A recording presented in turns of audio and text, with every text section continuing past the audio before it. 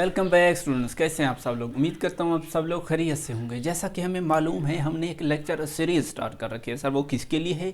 Sir वो तो है PPSC physics, FPS physics, Pakistan atomic energy की टेस्ट्स, प्यास फेलोशिप, इन सब टेस्ट्स की तैयारी के लिए। लेकिन शर्त है वो किसके रिलेटेड हैं सर? वो तो हैं फिजिक्स से रिलेटेड हैं सर। तो फर्स्ट लेक्चर में हर एक टेस्ट की डिस्कशन की थी, क्योंकि मैंने टेस्ट ऑलरेडी प्रोवाइड कर दिया था।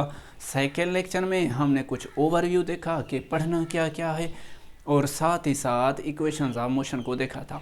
और इक्वेशंस ऑफ मोशन से जितने जितने एमसीक्यूज निकलते हैं वो भी देख लिए।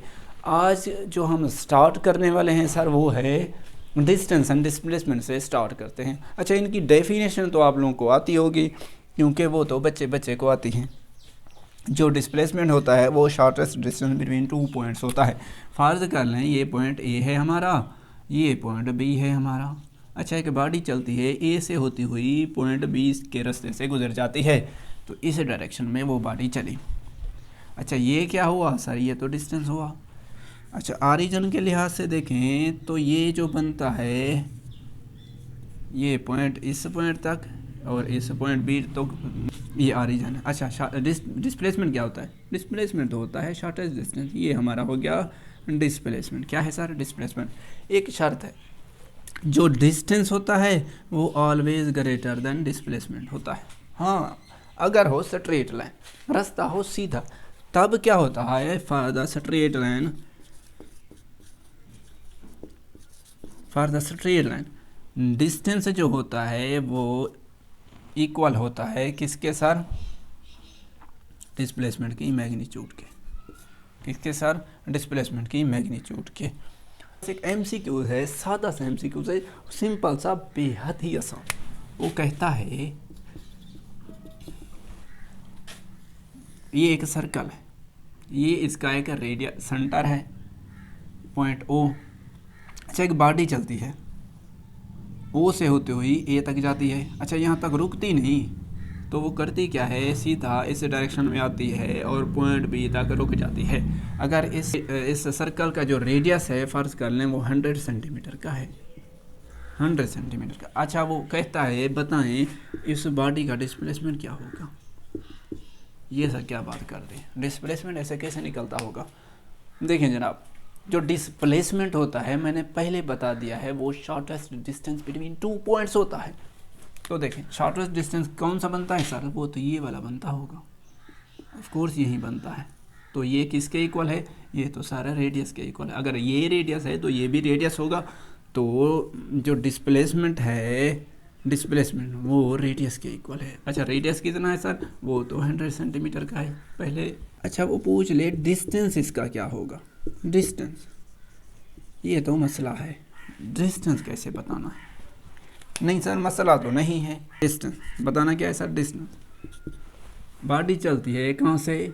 ओ से ए तक। कितना फासला पहले तय करती है सर? और तय करती है, रेडियस तय करती है। जी सर, रेडियस करती है। फर्ज कर लें ये सर्कल है, इस पॉइंट पर बॉडी है। देखें सर, इस पॉइंट तक तो हम पहुँच गए। अच्छा, ये अगर बॉडी चलती, फर्ज कर लें पूरा सर्कल कितना फासला तय करती है सर? वो इक्वल होता है सर्कमफेरेंस ऑफ द सर्कल। अच्छा, सर्कमफेरेंस ऑफ द सर्कल कितना होता है सर? वो तो होता है 2πr के।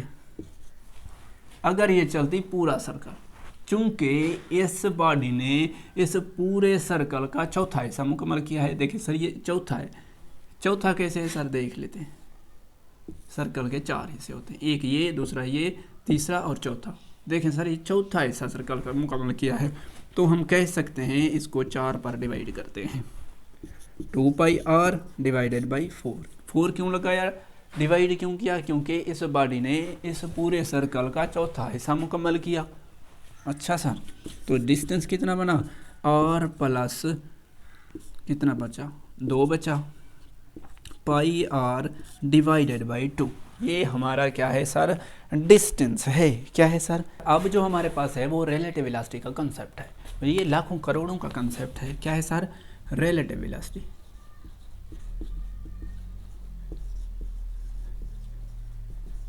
अच्छा, ये रिलेटिव वेलोसिटी, इसको वी रिलेटिव से जाहिर करते हैं। क्या सर? वी रिलेटिव से, मतलब रिलेटिव वेलोसिटी अगर आ जाए वी ए बी तो इसका क्या मतलब होगा? इसका मतलब ये होगा velocity of object A with respect to B. क्या है? Velocity of object A with respect to B. अच्छा, इसके 2-3 केसेस होते हैं। जो फर्स्ट केस है, जब दो बॉडीज़ इन सेम डायरेक्शन में सफ़र कर रही हों तो उनकी रिलेटिव वेलोसिटी क्या होगी? सेम डायरेक्शन में। देखें सर, एक ऑब्जेक्ट है हमारे पास, ये इसकी वेलोसिटी है v1, दूसरी ऑब्जेक्ट है ये इसकी वेलोसिटी है v2। इनकी जो रिलेटिव वेलोसिटी होंगी उनका शॉर्टकट फार्मूला हमारे पास होता है v1 माइनस v2। अच्छा, ये जो v1 होगी वो ऑलवेज ग्रेटर होगी किससे सर? v1 से। अगर इस ऑब्जेक्ट की वेलोसिटी ज़्यादा है तो v1 यहाँ पे रखेंगे, अगर दूसरी ऑब्जेक्ट की वेलोसिटी होगी तो वो यहाँ पे रखेंगे और दूसरी कम वेलोसिटी को माइनस कर देंगे। क्या करेंगे सर? माइनस करेंगे। अच्छा सर, इसका जो सेकंड केस है वो ये है, इन अपोजिट डायरेक्शन। जब दो ऑब्जेक्ट अपोजिट डायरेक्शन में सफ़र कर रही हों तो उनकी रिलेटिव वेलोसिटी क्या बनेगी? उसका शॉर्टकट फार्मूला है, देखें सर, ये ऑब्जेक्ट है ए v1 और दूसरी ऑब्जेक्ट उसके अपोजिट है, उसकी स्पीड जो है वो v2 है। इनकी जो रिलेटिव वेलोसिटी है उनका शॉर्टकट फार्मूला क्या होता है सर? v1 plus v2। क्या होगा sir? v1 plus v2। Similarly, अगर दो ऑब्जेक्ट आपस में परपेंडिकुलरली मूव कर रही हों इन परपेंडिकुलर डायरेक्शन, तब उनकी रिलेटिव वेलोसिटी क्या होगी सर? वो हमने बतानी है। उनकी जो रिलेटिव वेलोसिटी बनेगी, देखिए सर, एक ऑब्जेक्ट ये ए v1 है, दूसरी ऑब्जेक्ट इसके परपेंडिकुलर मूव कर रही है v2 वेलोसिटी के साथ। इनकी जो v रिलेटिव होगी, v रिलेटिव वो v1 प्लस v2 दोनों का स्क्वायर और सारे का सारे का अंडर रूट के इक्वल होगी वी रिलेटिव वेलोसिटी, जो कि रिलेटिव वेलोसिटी कहलाती है। तो चलिए स्टार्ट करते हैं इसका एमसीक्यूज। देखें सर, एक मशहूर ज़माना एमसीक्यूज है। वो कहता है एक ट्रेन है। क्या बोला है सर? ये एक फ़र्ज़ कर लें, मुझसे तो टेढ़ी मेढ़ी बन गई, ये है ट्रेन, समझ लें। अच्छा, इसकी जो लेंथ है 150 मीटर की लेंथ है। अच्छा, ये इस डायरेक्शन में सफ़र कर रही है जो 10 मीटर फी सेकेंड की वेलोसिटी है। अच्छा, एक बर्ड गुज़रता है, ये बर्ड है, ये इसकी मुखालिफ डायरेक्शन में सफ़र कर रहा है किस स्पीड के साथ? 5 मीटर फी सेकेंड की स्पीड के साथ। तो बताएं, ये जो बर्ड है ये कितना वक्त लगाएगा इस ट्रेन को क्रॉस करने में? Time to cross the train by bird, यही बता दें, टाइम बता दें। तो इसका जो, क्योंकि ये दोनों ऑब्जेक्ट्स अपोजिट डायरेक्शन में सफ़र कर रही हैं तो अपोजिट वाला कौन सा फार्मूला है सर? ये वाला, ये वी रिलेटिव जो बनेगी सर वो v1 प्लस v2 के इक्वल होगी। अच्छा, v1 कोई रख लें, फ़र्ज़ कर लें मैं 10 रख लेता हूँ, प्लस v2 क्या है? 5 है, 5 तो बना क्या? 15 मीटर फी सेकेंड बन गया वी रिलेटिव वेलोसिटी। अच्छा, टाइम का फार्मूला होता है S/V। चूँकि वी रिलेटिव की बात हो रही है तो रिलेटिव लगा दें, मसला तो नहीं है। अच्छा, इस पूरी ट्रेन के जो लेंथ है वो कितनी है सर? 150 मीटर है। वी रिलेटिव कितनी है सर? 15 है। अच्छा, 15 10 सेकेंड लग गया। क्या है सर? 10 सेकेंड लगे इस बर्ड को, इस ट्रेन को क्रॉस करने में। अच्छा सर, अगर ये सेम डायरेक्शन में सफ़र कर रही होती तब क्या होता? तब होता यूँ, जो वी रिलेटिव है उसका फार्मूला ये वाला लगना था। अच्छा, तो बाकी सेम मेथड होता अगर एमसीक्यूज में उसने दिया होता, अगर वो bird and train same direction में सफ़र कर रही हैं तो तब टाइम कितना लगता उस ट्रेन को क्रॉस करने में, परिंदे को क्रॉस करने में बाई ट्रेन। अच्छा सर, नेक्स्ट चलते हैं। नेक्स्ट जो है हमारे पास मोमेंटम की एक दो बातें करते हैं। अच्छा, मोमेंटम की जो डेफिनेशन है वो तो एफएससी में पड़ी हुई है, उसको मैं डिस्कस नहीं करूँगा। मोमेंटम हम कंसेप्चुअल बेस क्वेश्चन करेंगे। अच्छा, जो मोमेंटम होता है सर वो तो क्वांटिटी ऑफ मोशन को डिस्क्राइब करता है। किसको डिस्क्राइब करता है सर? क्वांटिटी ऑफ मोशन को डिस्क्राइब करता है।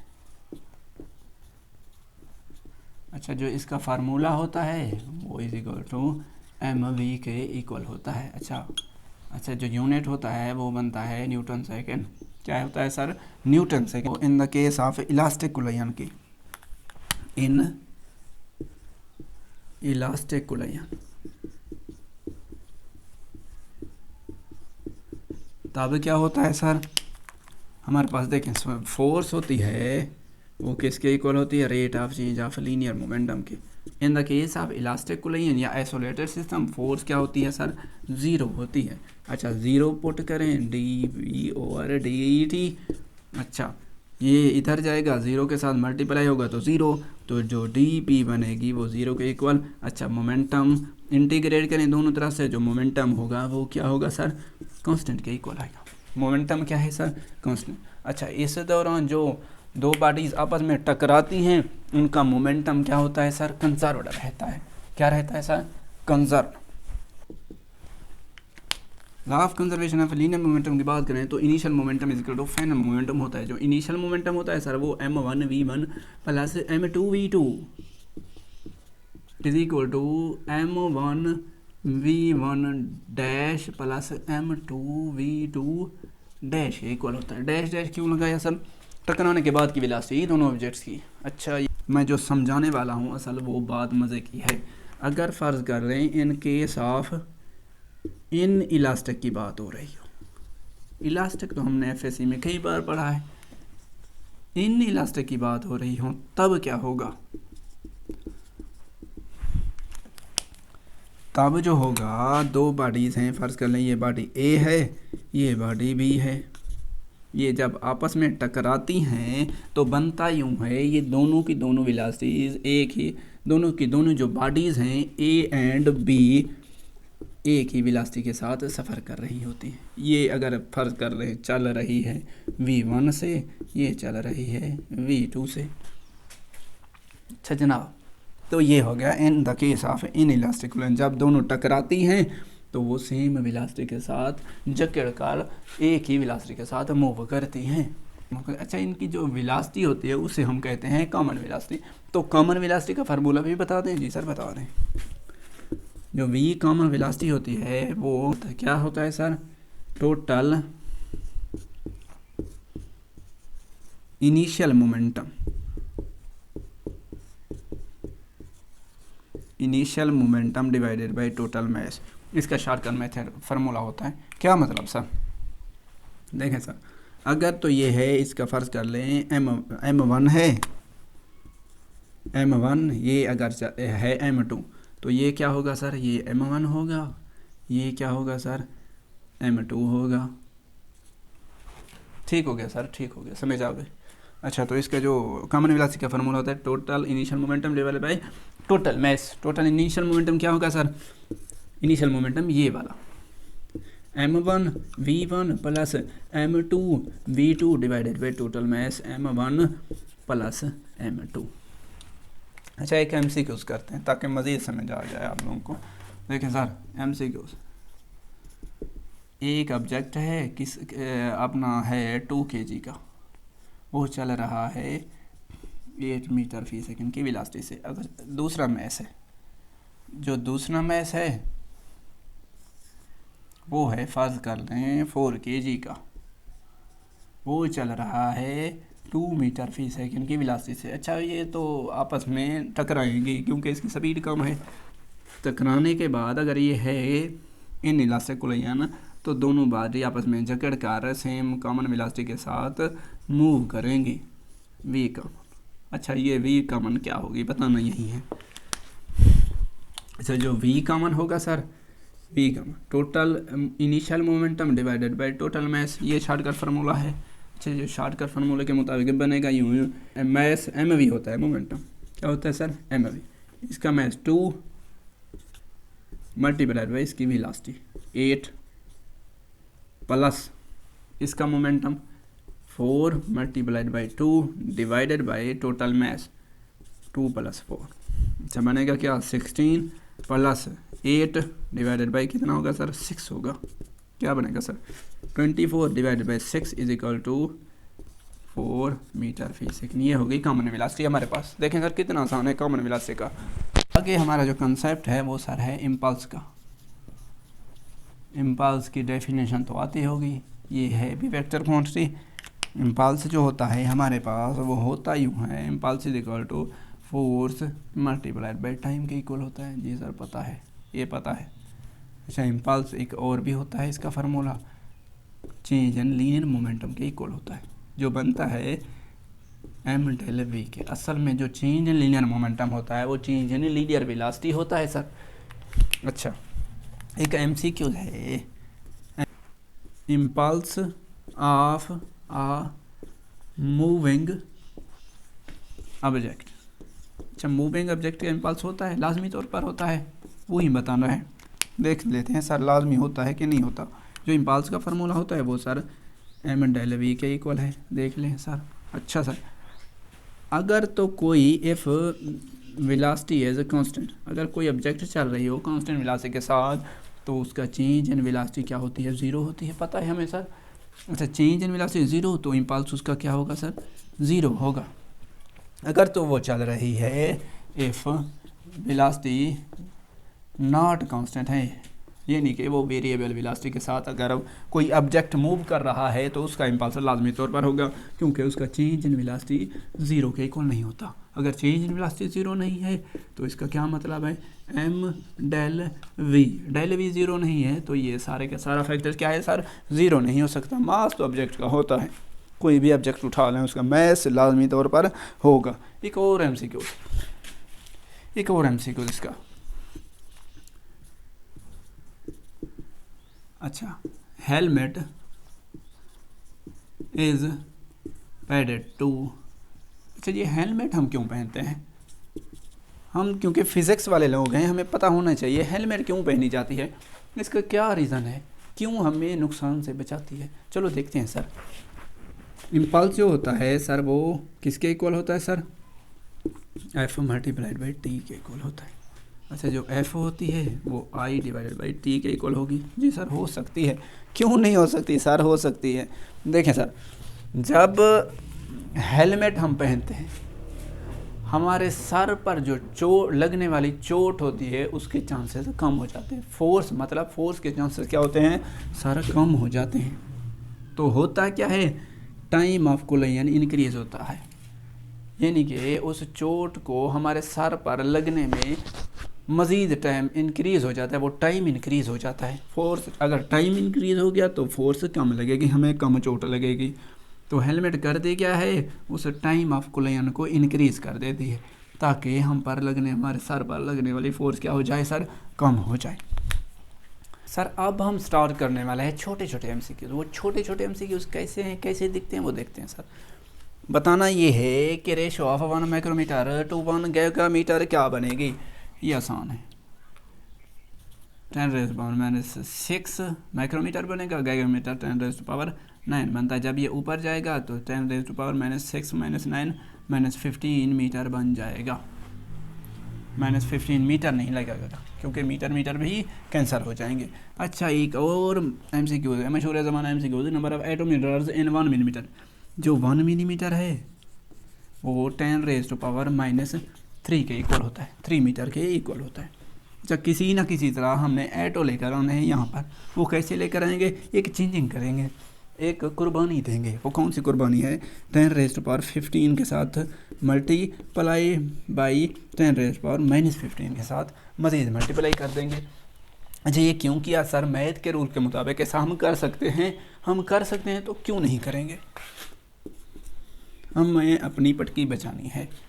अच्छा 10⁻⁻³ सेम वैसे का वैसे आ जाएगा, मीटर भी वैसे का वैसे आएगा। अच्छा सर 10⁻15 ये कितना बना, 15 + 3 10⁻⁻18 बन गया। क्या बन गया सर, 10⁻⁻18 मीटर। अच्छा इसी 10⁻⁻18 मीटर को हम एटोमीटर कहते हैं। तो पुट कर दें 10⁻15 एटोमीटर्स। अच्छा 1 मिलीमीटर में 10⁻15 एटोमीटर होते हैं। अच्छा ये units of force in the term of base unit, ये सर कई बार आ चुका है। पीपीएससी में भी हालांकि आ चुका है। तो देखते हैं सर, जो फोर्स होता है इसका फार्मूला होता है एम ए। अच्छा, किलोग्राम बनेगा मैस का, एक्सेलरेशन का होता है metre per second square, metre per second square. इसके बेस यूनिट बन गए किसके सर, फोर्स के। अच्छा, सिमिलरली चार्ज के बताने हैं, तो चार्ज करंट का फार्मूला होता है चार्ज पर यूनिट टाइम। तो चार्ज बनेगा, क्या बनेगा sir, current into time, current multiplied by time. अच्छा, जो चार्ज का जो बेस यूनिट्स बनते हैं, करंट का क्या होता है सर, एम्पेयर होता है, टाइम का सेकेंड। तो ये बन गए चार्ज के ampere second. Similarly potential difference के भी मालूम कर लेते हैं। पोटेंशियल डिफरेंस जो होता है V is equal to work per unit charge के इक्वल होता है। अच्छा, वर्क का क्या बेस यूनिट्स होते हैं सर, वो हमें पता है किलोग्राम मीटर स्क्वायर फी सेकंड स्क्वायर के इक्वल होते हैं। अच्छा, चार्ज के क्या है, अभी मालूम किया है, एम्पेयर सेकंड। तो ये ऊपर जब जाएंगे कुछ होगा यूं के kilogram metre square per ampere per second cube बन जाएगा। सिमिलरली एक और है रेजिस्टेंस। रेजिस्टेंस के यूनिट भी in the term base unit मालूम करने हैं, तो कर लेते हैं सर। मसला क्या है, V और I के इक्वल होता है। अच्छा, वोल्टेज के क्या है, अभी भी मालूम किया, ये वाले हैं, kilogram metre square per ampere per second cube. अच्छा, करंट का क्या है सर, एम्पेयर है। जब एम्पेयर ऊपर जाएगा, ऊपर गड़बड़ मचाएगा, क्या मचाएगा sir, kilogram metre square per ampere square बन जाएगा पर सेकंड क्यूब। वैसा का वैसे सिमिलरली यूनिट्स ऑफ कैपेसिटेंस आपने खुद ही मालूम करने ना, ये तो बता देना, कोई टेंशन की बात नहीं, मैं बता दूंगा। Units of half AT square क्या बनता है, देखें सर, हमारे पास ये जो कुछ चीज़ें हैं डायरेक्टली हम मालूम कर सकते हैं। वो कैसे कर सकते हैं, वो एक मेथड होता है, उसे कहते हैं इक्वेशंस ऑफ होमोजेनिटी। क्या कहते हैं सर, इक्वेशंस ऑफ होमोजेनिटी। मतलब क्या, S इज इक्वल टू क्या होता है, VAT हाफ AT का स्क्वायर। अच्छा सर, वो कहते हैं कि अगर इस जानिब ये S क्या है सर, डिस्टेंस है, डिस्टेंस का यूनिट क्या होता है सर, मीटर होता है। तो वो कहते हैं ये जो फैक्टर होगा इसका यूनिट भी मीटर होगा। सिमिलरली इस फैक्टर का भी यूनिट मीटर होगा। क्यों, नंबर के साथ नंबर तो ऐड किए जा सकते हैं, मतलब 2 + 3 5 हो गया, लेकिन एक क्वांटिटी है डिफरेंट क्वांटिटी के साथ ऐड नहीं हो सकती, मल्टीप्लाई हो सकती है। कैसे सर, मिसाल समझा लें, फर्ज कर लें ये 2 kg है, ये प्लस नहीं हो सकता किसके साथ, 4 मीटर फी सेकेंड स्क्वायर मीटर फी सेकेंड के साथ। ये मैस है, ये डिफरेंट क्वांटिटी है, स्पीड कह लें या वेलोसिटी कह लें, ये आपस में ऐड नहीं हो सकते, मल्टीप्लाई हो सकते हैं। मल्टीप्लाई होंगे तो mv बनेगा जो कि मोमेंटम के इक्वल होगा, ऐड नहीं हो सकते। तो इस लिहाज से इस बुनियाद पर कह सकते हैं जो डिस्टेंस है वो डिस्टेंस के साथ ही ऐड होगा। ये डिस्टेंस प्लस ये डिस्टेंस, इसका मजमुआ S बनेगा। देखें सर कितना आसान है। तो आप मुतमईन नहीं है तो मैं इसकी यूनिट भी निकाल लेता हूँ। ये हाफ AT का स्क्वायर, अच्छा सर ये क्या है सर, मीटर फी सेकेंड स्क्वायर बनेगा। टाइम क्या है सर, इस T का स्क्वायर ऐसे स्क्वायर बन जाएगा, ये कैंसल बनेगा तो बचेगा क्या, मीटर बन जाएगा। लेकिन अगर मुतमईन नहीं है तो मैंने निकाल दिया है, वैसे अदरवाइज शॉर्टकट मेथड से भी निकाल सकते हैं। सिमिलरली एक और है, वो कहता है हाफ रो V स्क्वायर का यूनिट क्या होगा इस इक्वेशन में।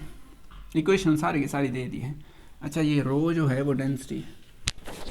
सिमिलरली हम कह सकते हैं सर जनाब, क्या कहते सकते हैं सर, अगर ये प्रेशर है तो ये सारे का सारा फैक्टर भी प्रेशर होगा। सिमिलरली ये भी प्रेशर होगा, अगर ये प्रेशर है तो ये प्रेशर है, तो इसके यूनिट जो बनेंगे half rho V square directly कह सकते हैं प्रेशर के इक्वल है।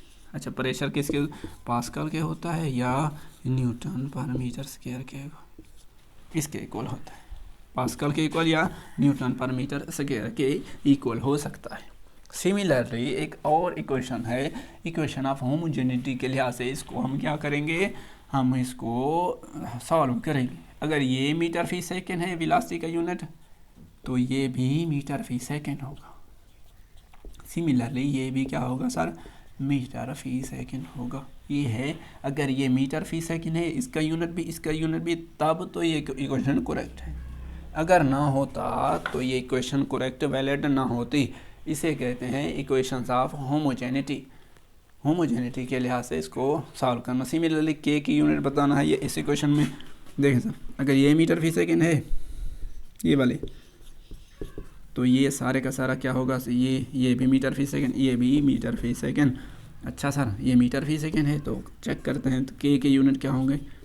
ये किसके इक्वल है सर, ये मीटर फी सेकंड के, तो मीटर फी सेकंड के इक्वल हो गए ये वाला फैक्टर।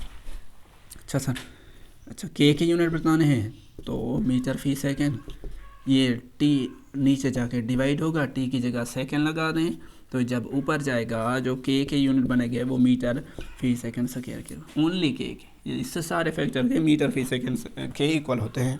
किसके इक्वल होते हैं सर, मीटर फी सेकंड के इक्वल होते हैं। अच्छा जनाब, तो इस लिहाज से हम कह सकते हैं चीज़ों को यूनिट से निकाल सकते हैं। किस तरह निकाल सकते हैं सर, इक्वेशंस ऑफ होमोजेनिटी के इस मेथड से डायरेक्ट चीज़ों के यूनिट से निकाल सकते हैं। निकाल सकते हैं कि नहीं जी सर, प्रूफ तो किया है अभी क्यों नहीं निकाल सकते, ऐसे ही एवं ही कह देंगे नहीं निकाल सकते, निकाल सकते हैं अल्लाह के बंदो। चलते हैं नेक्स्ट। हाँ, नेक्स्ट क्या होगा, नेक्स्ट क्वेश्चन है, एक चीज़ समझाऊंगा जो बड़ी ही करामत की चीज़ है। वो चीज़ ये है, वो सिस्टम ये है। देखें सर, हमारे पास डायोड्स हैं, ये एक एग्जांपल है, एमसीक्यूज बताना है करंट थ्रू द सर्किट। कैसे सर्किट में कैसा सर्किट दिखता है सर, ये देखें, एक डायोड ये है, इसके साथ एक रेजिस्टेंस अटैच है, दूसरा डायोड जो है वो सर यूं है, इसके साथ भी रेजिस्टेंस अटैच है। अच्छा, इन दोनों के साथ ना एक बैटरी कनेक्ट है 20 वोल्ट की, ये प्लस ये नेगेटिव। रेजिस्टेंस जो है सर वो फर्ज कर लें 10 और 10 ओम की रेजिस्टेंस है। जो इनके ऑप्शंस हैं वो है, क्या इसका जो आंसर बनेगा वो 1 एम्पेयर के इक्वल होगा, बी है क्या इसका आंसर 2 एम्पेयर के इक्वल होगा, सी है चार्ली क्या 1/2 एम्पेयर के इक्वल होगा, डी ऑप्शन है क्या 4 एम्पेयर के इक्वल होगा। बताएं सर, आप बता दें, मुझे यकीन है ये सबको आता होगा क्योंकि ये इजी है, इजी मोस्ट इजी। मुझे जो समझाना है वो एक और चीज़ है, वो है क्या सर, देखें सर, जो करंट चलेगा यहाँ से वो इस डायरेक्शन में जाएगा। ये जो रिवर्स, ये जो डायोड है D2 फर्ज कर लें, D1 है, ये D2 का नाम दे दें। जो D2 है वो रिवर्स बायस है, इसमें तो करंट गुजर नहीं सकता, तो करंट सीधा ऊपर जाएगा, D1 से होता हुआ दोबारा सर्किट में आ जाएगा। अच्छा सर, तो इसका जो करंट बनेगा उसका V और R होगा। वोल्टेज कितना है सर, देख लें सर, 20 है, 20 वोल्ट डिवाइड बाय रेजिस्टेंस कितनी है सर, 10 ओम की है। दूसरी रेजिस्टेंस काउंट नहीं कर सकते क्योंकि इसमें तो करंट गया ही नहीं। अच्छा सर, क्या बनेगा सर, 2 एम्पेयर। जो इसका करेक्ट ऑप्शन है इस एमसीक्यूज का वो 2 एम्पेयर है। क्या है सर, 2 एम्पेयर है। अच्छा, फर्ज कर लें आप भूल गए, अब जो बातें होंगी वो भूलने वाली होंगी। करेक्ट ऑप्शन हमारा 2 एम्पेयर है। अब जो होंगी अगर आपने मिस्टेक कर दी तो वो बातें मैं करने वाला हूँ। देखिए सर, अगर करंट का फार्मूला आपको गलत आ गया, R/V आ गया, भूल गया, तो होगा क्या, तो 10 डिवाइडेड बाई 20 होगा ये कि 1/2 एम्पेयर आएगा। तो ऑप्शन में 1/2 एम्पेयर मौजूद है कि नहीं जी सर है। हम जल्दी इस पर टिक लगा देंगे, हम समझेंगे हमारा जो MCQ है वो करेक्ट हो गया, और घर आएंगे जल्दी अम्मी को बताएंगे, अम्मी वो मेरा MCQ करेक्ट था, लेकिन जब रिजल्ट आया तो वो तो गलत हो गया। अच्छा सर, फर्ज कर लें एक और मेथड देख लेते हैं, वो सर कौन सा, अगर भूल गए कि ये जो करंट है ये दोनों डायोड से गुजर रहा है, तो इस लिहाज से ये जो 2 डायोड्स हैं ये आपस में पैरेलल होंगे, तो सिमिलरली रेजिस्टेंस भी क्या होगी, पैरेलल होगी। तो आप क्या करेंगे, R इक्विवेलेंट निकालेंगे, इक्विवेलेंट रेजिस्टेंस निकालेंगे, क्योंकि ये पैरेलल समझ बैठे, तो होगा क्या R1 R2 इसका फार्मूला होता है divided by R1 plus R2 होता है। तो R1 क्या है सर 10 है, R2 भी 10 है, 10 प्लस 10 होगा 100 डिवाइडेड बाई 20 होगा क्या 5 आंसर। जो रेजिस्टेंस निकलेगी ये निकलेगी। आप क्या करेंगे दोबारा करंट निकालेंगे, जो V और R होता है 20 डिवाइड 5 4 आएगा। देखें सर 4 भी ऑप्शन में है, ये भी ऑप्शन में है, ये भी ऑप्शन में, क्या ये भी है? ये सर ये भी है। वो कैसे है सर? अगर फर्ज कर लें आपने इन दोनों रेजिस्टेंस को सीरीज़ में जोड़ दिया, समझ बैठे ये सीरीज़ में है लेकिन है पैरेलल, गलती से भूल गए कि ये सीरीज़ में है, तो होगा क्या R इक्वल जो होगा वो सीरीज़ वाली R1 प्लस R2 के इक्वल होता है। 10 प्लस 10 20 होगा, जो करंट होगा V डिवाइडेड बाई R होगा क्या 20 डिवाइडेड बाई R इक्वल क्या बन गई 20 1 एम्पीयर आ गया। देखें जनाबे वाला, जो PPSC वाले या दूसरे एग्ज़ाम वाले होते हैं वो ऐसा करते हैं कि आप जिस रास्ते से भी गलती कर बैठें, जो भी मेथड अपना लें, लेकिन ऑप्शन में उसका आंसर मौजूद होता है, हमें तो पता नहीं चलता।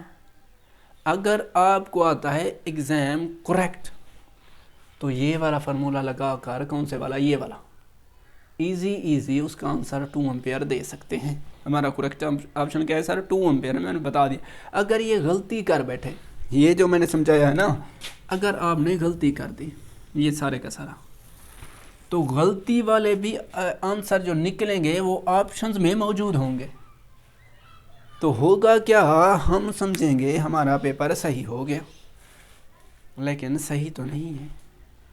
हम क्या करेंगे, हम चीज़ों को सही करेंगे। इसीलिए तो आप इस प्लेटफार्म पर आए हैं चीज़ों को सही करने के लिए। तो मिलते हैं सर नेक्स्ट होगा कल, तब तक के लिए अल्लाह हाफ़िज़।